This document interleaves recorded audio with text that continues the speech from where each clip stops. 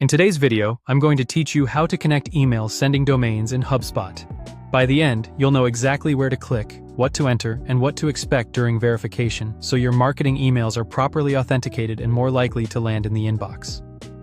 First, sign in and head to your HubSpot home. From there, open your settings by clicking the gear icon in the main navigation. If you don't see settings or certain options later on, you may need additional permissions, so check with an account admin. Inside Settings, look for the section labeled Tools, then select Content. This is where HubSpot groups controls for websites, landing pages, and email infrastructure. In the Content area, choose Domains and URLs. This page manages everything related to your domains in HubSpot. Next, click Connect a Domain. You'll see different connection types. Choose Email Sending. Quick clarification here.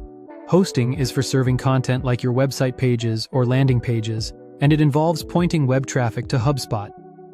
Email Sending, on the other hand, is about authenticating the emails HubSpot sends on your behalf. It adds the technical trust signals, like DKIM, that mailbox providers check, improving deliverability and reducing the chance your messages hit spam. In short, hosting is where your site lives.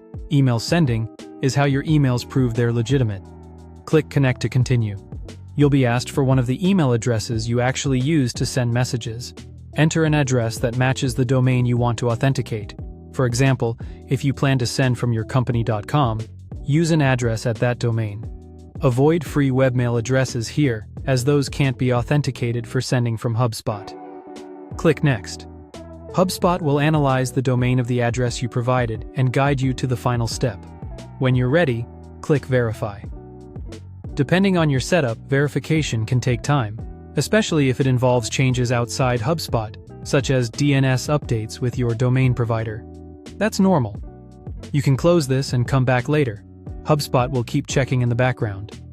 When you return to domains and URLs, you'll see the status update once everything is confirmed. A couple of quick tips before we wrap up.